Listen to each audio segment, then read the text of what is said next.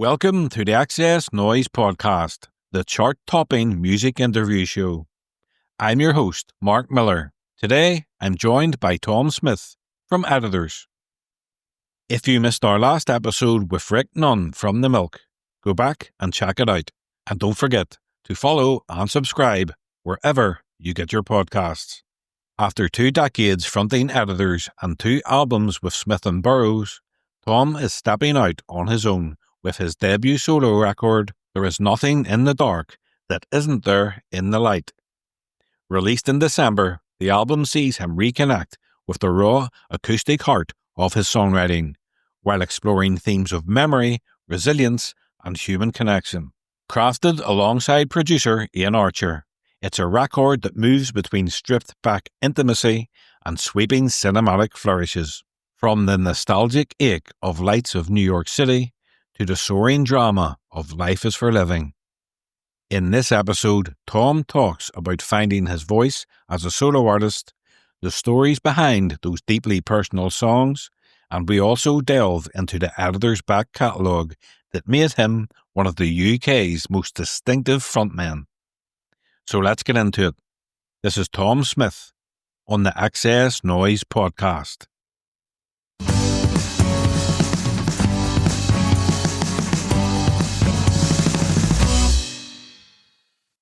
Hi, Tom. Welcome to the XS Noize Podcast. How's it going?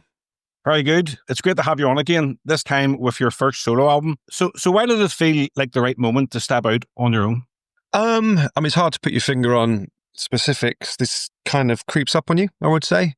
A feeling, I think I've been thinking for quite a few years that at some point I'd like to do something on my own. I don't know, it just felt like coming off the back of R.E.M, and, that being off the back of COVID, there was a bit of a sense of like, well, if I don't do it now, am I ever going to do it? Do you know what I mean? Also, 40, how old am I now? 44. No, I'm 43. 43, 44. So there's a bit of that, a bit of the ticking clock going on, bit of thinking, again, if I don't do it now, I'm ever going to do it. So with R.E.M, a record that I didn't have as much writing involvement as I usually do with an editor's record. And then also because that time off through COVID, and I had quite a few songs, I had a few beginnings of ideas, and it felt like, well, yeah, now let's give it a go. I did initially try to, I gave time to making another Smith and Burrows record. Me and Andy did a bit of work together, but that just kind of crystallized my thinking of like, well, this is, right now this isn't what I want to do. I want it to be less collaborative, a bit more selfish, and make this record, which is, a bit more of a representation of the type of things that I do when I'm writing songs, Mm-hmm. Even when I'm writing for editors, they more often than not start with a song which is on an acoustic guitar or piano, and it feels kind of very kind of stripped back, and with the band, obviously things grow and we collaborate and it becomes something else. But it was like, okay, let's do it. And after a while, it's like, well, okay, we're doing this now. So it's, it's just, it just kind of takes a life of its own and becomes a thing with momentum. The title, There Is Nothing in the Dark That Isn't There in the Light, really stands out. What drew you to it, and what does it mean to you?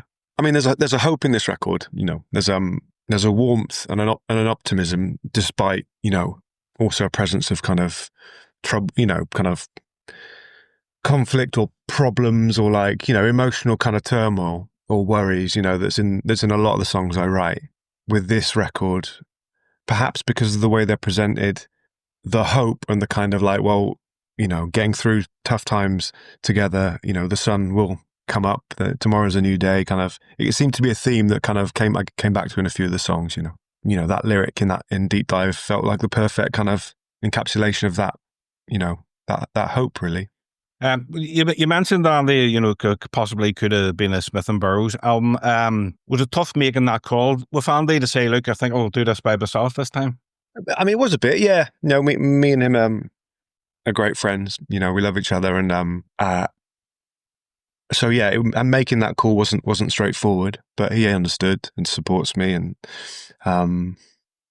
he got it.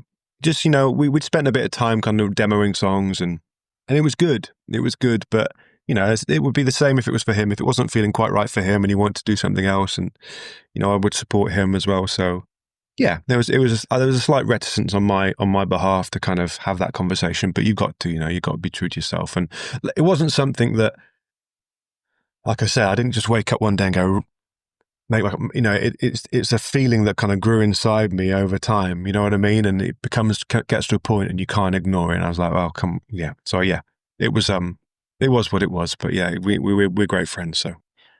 Then you reconnected with Ian Archer, someone you'd worked with on the Tired Pony project in the past. Did that past help you trust him with something this personal? It was a joy working with Ian. I hadn't really given that much thought. With the Tired Pony stuff was, I'd done a show with them, and I remember spending time with Gary, especially, and Jackknife in doing the vocals, but there wasn't too much kind of work collaboration with Ian with that thing. It was quite a fleeting moment, really. But I do have a kind of relationship with Ian as a friend. All of the Snow Patrol lot. We've spent a lot of time with them, and over the years, kind of work wise, but also socially. And they're great. They're great friends. So Ian and his wife Miriam are kind of like part of our social, they're mates, the chums that we'll see each other periodically. So initially it was kind of like there was a kind of comfort there because someone, but then it's not like that doesn't necessarily breed a great kind of creative thing. So it was really interesting for me to spend time with him and have that side of things grow. And the first thing we did actually was deep dive. When that clicked, that kind of realization that the tone of the recording, the backwards and forwards with him kind of writing the song together, because it really was, despite my initial idea or desire to make a record that was less collaborational and more just me, this actually ended up being, with Ian, songwriting wise, the writing side of it was more collaborational than I was expecting, really was kind of 50-50 backwards and forwards with everything. So it was nice to have someone push me, someone kind of draw certain things out of me in terms of, the lyrics especially. And and as you start to do work and you start to understand together what you're making and the feel and the vibe of the music that you're recording, you either kind of clicks or it doesn't work, But it was very as soon as we did deep dive, I was like, well, this is the person I want to make this record with, because it was everything that I kind of thought I wanted to do with my solo stuff. So I think Ian trying to get out of me a sense of a bit more meaning in some of the lyrics, or kind of trying to find our meaning, certainly with the songs, because with editors quite often I can dwell in ambiguity, and I enjoy that kind of like slightly over the top theatrical sometimes element of writing lyrics, and it kind of works in editors sometimes to be a bit more less straightforward. But with this, I think the songs needed to be a bit more direct. You had to be able to put your finger on perhaps a bit easier what I'm getting on about. So Ian really kind of helped me with that. He's an amazing guitarist. He's an amazing songwriter, and just to make these recordings with him, feel them come to life, was real joy.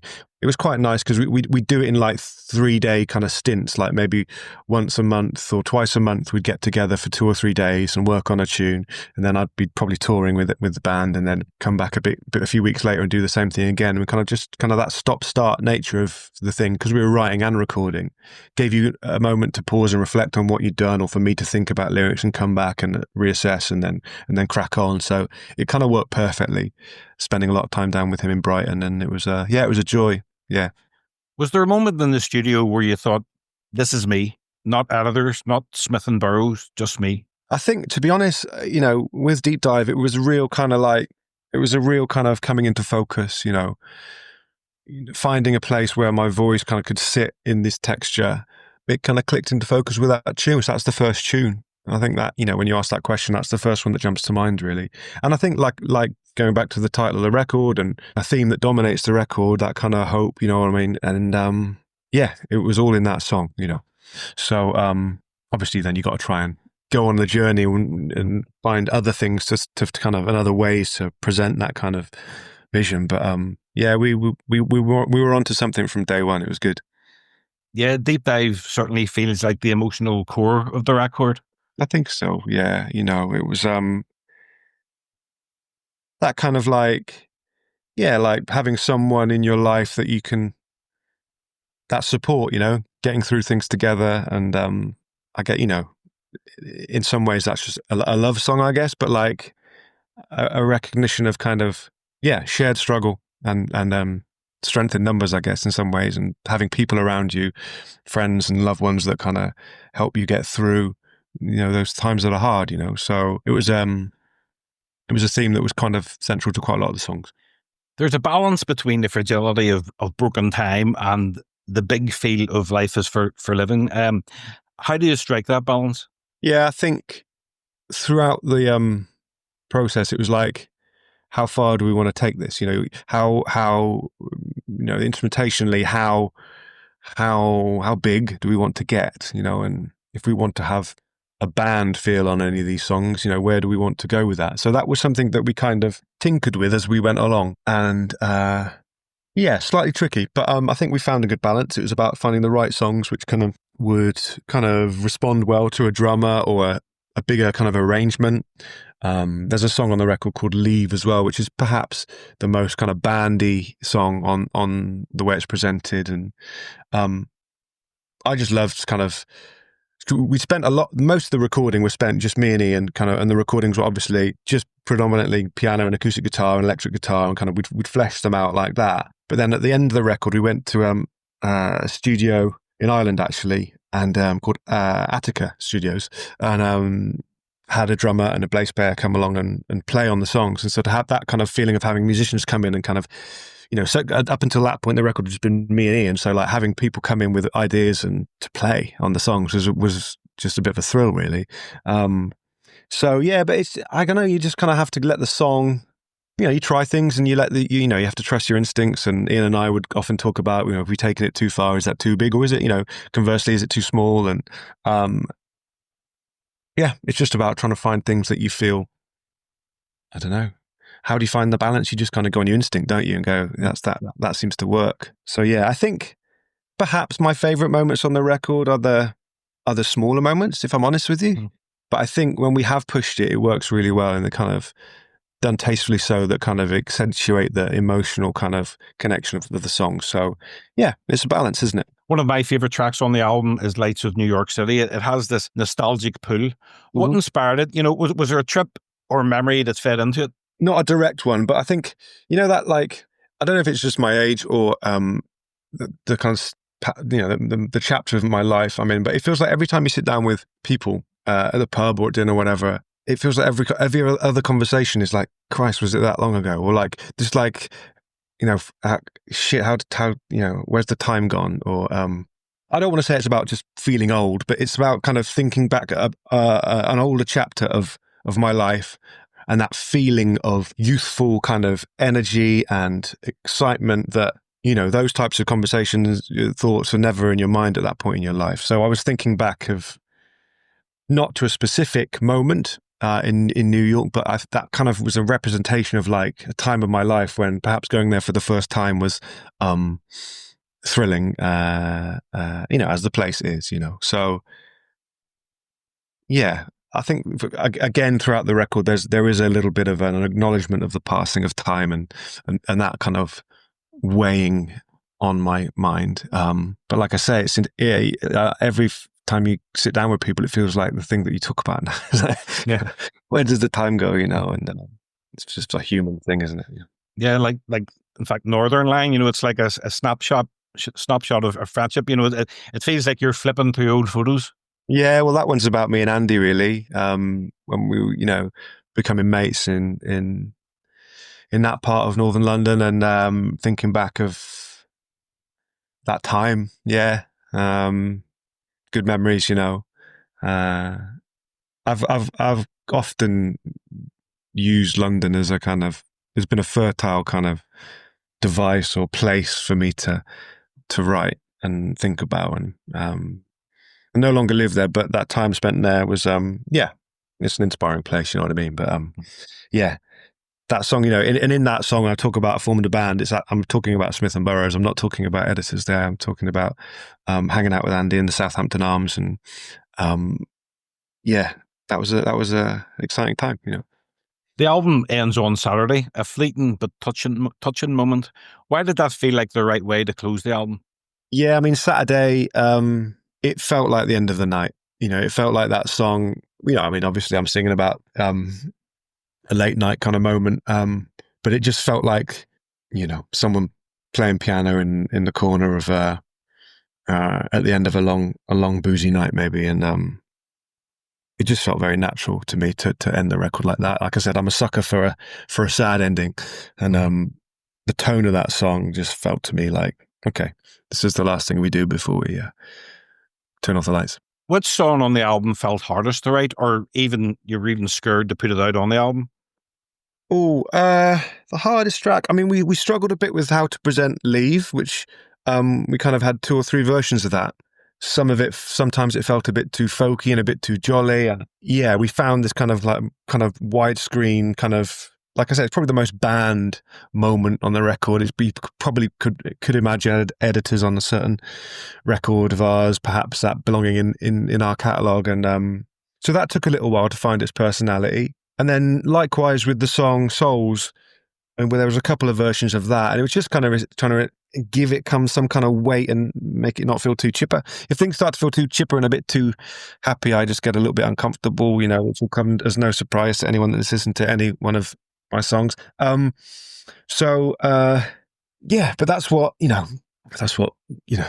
I'm sat here talking to you from a recording studio, and I've basically spent, the whole summer with the band, and that's those conversations you have all the time, just trying to find the way that resonates for whatever reason it is, to present a song that kind of matches the song's feeling, I guess, and finding that is the thing. That's what we do, What did going solo teach you about yourself as a songwriter? I'll tell you that after I've done a few shows, and towards the end of this campaign, as it were, because I still don't feel like I've gone solo. Like I said, I'm sat here talking to you from the editor's studio, working on stuff with them, and my record obviously was finished a few months ago now, and things are starting to become more real now, and I'm off on a kind of a tour around the UK and Ireland of more interesting kind of places I've never played before, venues and smaller rooms, obviously, which is going to be great, but very intimate acoustic tour, and that's going to teach me a lot. I'll be playing some Editors songs on that tour as well. Editors songs on that tour as well, so it's going to teach me a bit about those songs too, which will be really interesting. So, in some ways, it doesn't quite feel real yet. This solo thing. I don't know if it ever will. How do you imagine those songs will feel live, especially compared to the scale of an Editor's show? All throughout our career, there's been moments where we've done like acoustic sessions and sometimes done acoustic performances. And I find them terrifying and a lot more kind of, obviously they're intimate, there's less people, but obviously people can really kind of get a better sense of you because they're so close, and there's no enormous stage or enormous, production to hide behind or kind of use as your playground. It's like it's just you and the song. So it's going to be really interesting. I'm really looking forward to it. I'm looking forward just to getting out and seeing the country, parts of the country I've never been to, and we'll see. I mean, I'm pretty nervous about it, if I'm honest with you. But I'll just do my thing, sing the songs, and there's going to be some awkward silences. It's going to happen that way. But man, it should be fun. I'll learn. Again, I'll tell you afterwards what I've learned. Yeah. But what's the setup going to be like on stage? Is it just going to be you and a guitar? Are you going to have a band? It's me and my friend Nick Willis. So he's going to play a bit of guitar with me. So it'll be basically two acoustic guitars. I think he'll play a bit of electric guitar, but it's going to be very bare, very kind of exposed, as it were. Sing a load of sad songs, and obviously the songs on this record feel like they're going to work quite well, and there's a few Editors songs that they work quite well at that too. So it's not, I've done a lot of, like I say, acoustic performances over the years for Editors, so it's something I think does work. So it's going to be nice to give people more of a chance to see it, Yeah, but there's no place to hide.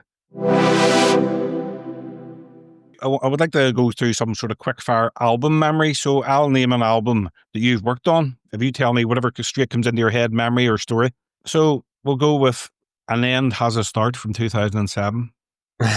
My first thought about that record, the making of that record, is seeing Russell on a horse. We were recording in kind of Grouse Lodge Studios in Ireland, and it was very remote, and we were just like kids in a sweet shop, really. Because the first record has obviously had a success, and Sony were like, okay, let's spend some money on this second record, and it was a lot of fun. We drank a lot of Guinness, and it was amazing. It was good fun, and we needed Jackknife to really help us through the writing side of that as well. Like you spend all your time writing a debut record, and suddenly you got to make a second record, and we needed that producer presence to really help us kind of pull those songs into shape and make them sound how they should sound. But the recording of it was a lot of fun. Michael Jackson was strangely just staying up the road in a house at the end of the lane, casting this shadow. Not that I ever saw him, but he was there. He was friends with the owner of the studio. So yeah, there was bizarre times.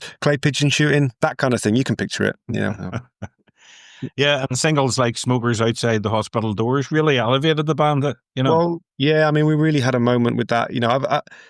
I never really, felt comfortable as a pop band or a band in the mainstream, but we certainly, with that record and some of those songs, were there for a little bit. Brit Awards and Top 10 and all that kind of stuff. And yeah, Smokers, it's one of the most important songs in our catalogue. It's it really resonated with people. So I remember like walking around North London near where I lived, and white van men kind of winding the window down and shouting lyrics of Smokers at me as they drove past. It's like, okay, Christ, people, something's happening here. So it was very exciting, of course. I must ask you about Funny Looking Angels, Smith and Burrows from 2011. Well, that's it's a Christmas record or a wintry seasonal record, but we were making that in summertime, and that was just like, it really was like an extension of Andy and I's kind of friendship. It was the first time I'd worked with anyone outside of Editors properly, it wasn't like we got together and over a pint decided to make a record that was going to have Christmas songs on it, or be in any way seasonal. We just kind of started to record covers, like we did Black, Wonderful Life. That was the first thing we did. And again, you just find that kind of like chemistry with someone. That can be a producer or another artist, and if you feel like you're kind of connecting, or collectively you find a vision. And the way that song was presented, and we found a way to make that song kind of, I don't know, our own in some ways, and it was about kind of like, let's keep this going. So we found other songs, and then as we started to realize the record was going to be, have a Christmas feel, like, well, should we try and write a Christmas song or two? And that was pretty far out for the bloke that wrote Smokers Outside the Hospital Doors.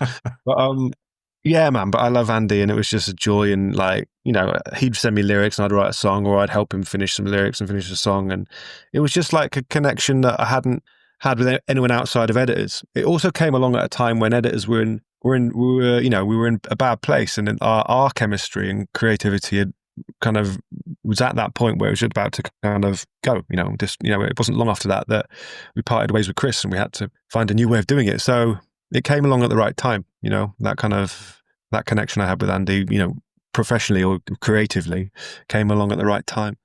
Well, you did find a new way of doing it with the next album, The Weight of Your Love. It's my favorite Editors album. I love it, especially Honesty. Amazing track. What can you tell me about that? That record came out of the back of a time where the band had stopped being able to function. We couldn't, if we did, we wouldn't have been able to carry on as the four people we were making records. And we tried to record that album 2 or 3 times with Flood, with Chris still in the band, and it wasn't working, and it was pretty bleak. So you make the decision to kind of move on from that, and Ed and Russell and I decided to move on without Chris. But you don't know at that point how you're going to do it. You just know that you need to do it, otherwise it's all going to end, you know. So so the two lads came in, Justin and Elliot came in initially because we had a show booked. So they came in to kind of fulfill a big show that we had booked in Europe. And straight away, because our third record was obviously very electronic, and it put us in a kind of like a different space. And it's one of my favorite Editors records, if perhaps my favorite, but like creatively, we really stretched ourselves with that one. But then off the back of that, trying to make that fourth record, and it was just like, well, right now, guys, we need to focus on what we're kind of more known for, or the world we're more comfortable in, which was trying to make a rock record, you know? So it was like, well, we're in the rehearsal room and rehearsing for these shows, and the guitars were loud, and there was less kind of synthesizers going on. It was about being a band. And that kind of connected a little bit with the fact we were kind of obviously we're an established band, but we're also a new band. We got two new people. We're trying to find a chemistry. We had to try to be a band, and it felt like the most obvious thing to do is to try to make a rock record, So we did the shows, it went well, and we just continued kind of working together, and the new songs we started throwing around in the room, and it led us to Nashville to make it with Jakia King, which was, we've been so lucky with our career and the experiences we've had recording wise and producer wise, and we've worked with so many amazing people, and I've got nothing but good things to say about all of them. But that was I remember walking in to Blackbird Studios, which is just outside Nashville, and just saying to the guys, look, we got to take this in, because I don't know if we're ever going to have an opportunity like this again. This is it's one of the most amazing studios in the world.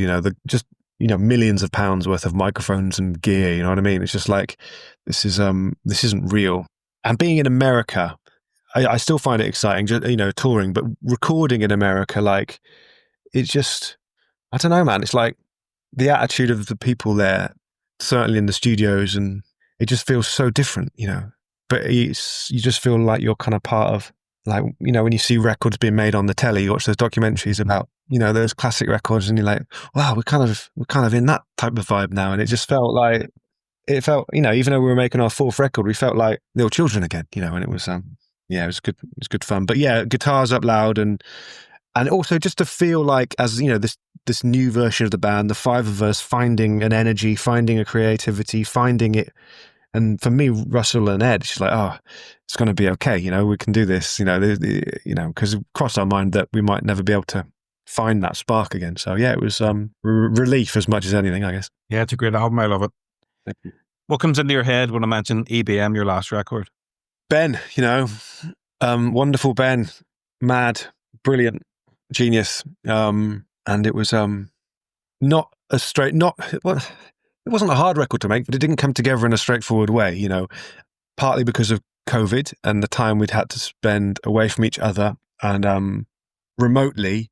Ben and I and Justin and Elliot were kind of working on songs, which was probably going to, the initial thought was for it to be a side project, and for it to be kind of very electro with my voice, and for it to be a full-on kind of club thing. And as the songs started to come together quite quickly. One, it was just amazing to have something to work on and feel like you actually creating something in a time when, I didn't know if we were ever going to be able to tour again, and all the anxieties that, everyone had. But touring musicians, we hadn't too, and so to feel that something was being created, and then to think, well, this sounds like it could be an Editors record, or this feels like, it's a bold Editors record. It would be fairly out there, but it still feels like, some of our fans are going to get this and going to vibe in this. So yeah, and then suggesting that to Ben, and then talking it through with the band, and it was unusual, and everyone go, okay, right, we're going to make this Editors record.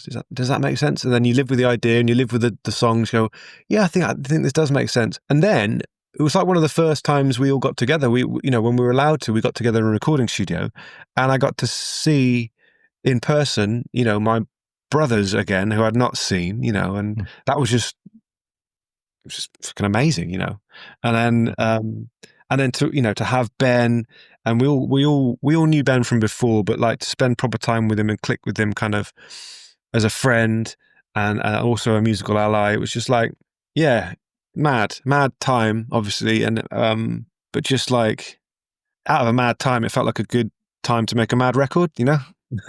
And then touring that and putting those songs on stage, and it was raucous. It was a lot of fun. It was, yeah, man. And we ended up going to the studio. We, got together, and first time we'd seen each other in however long. But it was the studio that we actually recorded the back room. So the first proper studio that we'd really spent any time in. So to go back there with this record, it was, lots of memories of the past as well. Even this kind of like futuristic record we were making. So yeah, man.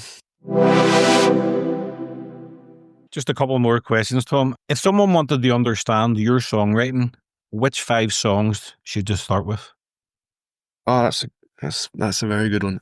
I think you'd have to have Munich in there. I think let's have Deep Dive in there, encapsulate the solo record. I think I just end up picking my favorites, but perhaps that's what this is about anyway. No Harm is a song of ours that I'll always love. So that's 4, right? 3. That's 3. Okay, so we've got No Harm, Deep Dive, Munich. Okay, I think we need. I mean, I would have the phone book from Weight of Your Love as well. I think that's one of the best songs I've ever written. And then, I mean, it's been an important song for the band in the kind of mainland Europe in the latter part of our career. But No Sound But the Wind is a song that I see more tattoos of than any other probably when we're out on tour. So I think that's a decent list. Most of them I haven't really picked, apart from Munich. That's the only up-tempo song I've picked. But like I said, I'm a sucker for a sad song. What's on our album from another artist brings back the best personal memories for you when you hear it? Like I spent so long listening to Automatic for the People at a point in my life where I was starting to understand what music was and capable of, and I was having my life changed, and my opinions of what to do with my life and my outlook on everything really, in that period when I was about 14, 15, maybe a bit younger actually with Automatic, maybe 13. But so I listened to that religiously, every car journey, headphones, back of the car, on the Walkman. I know like in Everybody Hurts, there's moments where you can hear his fingers scrape on the strings, right? Mm-hmm. And I know when those moments happen, I can sing every word of every song, even though I don't really know what Michael is singing about in a lot of them, but I don't care. It's like more beautiful because of that. So yeah, Automatic is a record that, I picked up the guitar for the very first time because of things like Definitely Maybe, that was, I was like, oh, wow, guitars, writing songs. And I love that record, but I wouldn't listen to that anymore. It was a time and a place, but Automatic I will listen to forever, so yeah. I agree, because it's one of my favorite albums as well. But also, you worked on Tired Pony with Peter Buck. I know, crazy. That must have been amazing. I mean, I worked, so did some shows with Tired Pony, so to be on stage with Peter and was a joy. And editors toured with R.E.M. We did quite a lot of shows with them at the summer of 2008, I think. And so we spent time with the band. The band, one of the bands that changed my life. Was the reason I'm there in the first place. So it's nuts. It's quite hard to put into words, really. But like Peter would always stop by the dressing room and just talk to you about music. He's just an absolute music nut. He's just like everything. Have you heard this? Have you heard that? And to the point of like, do you want to talk about anything else, Peter? It's just music. But it's that's great times. It's quite hard. Meeting your kind of heroes and just nuts. Just nuts. Michael Stipe actually sent me a message quite recently on Instagram. I just saying hello, and I was like, bloody hell. Mad indeed. Yeah. Finally, Tom, I saw behind the scenes studio shots teasing a new Editors album, number 8. You're in the studio now. Yeah. How far along are you with it? Yeah, I mean, I am sat in the studio. We've been here all summer. We spent a lot of time just playing in the room, and then we've been doing some recording as well. Now, how far we're along, I don't know. We need a little bit of hindsight with the recordings to decide what we need to do. But it's been a very productive time. It's been a very kind of creative time, and we're all buzzing about what we're doing. But it's a bit too soon to say where we are on that timeline. But it's been a joy just to like hang out, like I said, for the whole summer pretty much. Play in the room, lots of guitars, and yeah, we'll see. I don't think we're too far away, but we have to make some decisions about if we, what we want to do with these recordings over the coming months. So yeah, we'll see.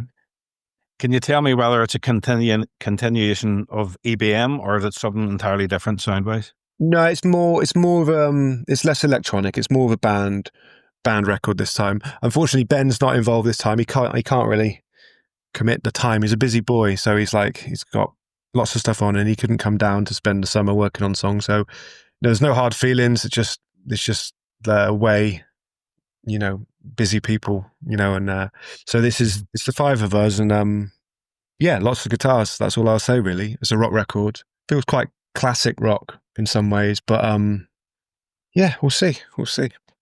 Good. I look forward to hearing it. All right, man. Well, thanks very much, Tom. I really enjoyed the solo album. Good luck with the live shows.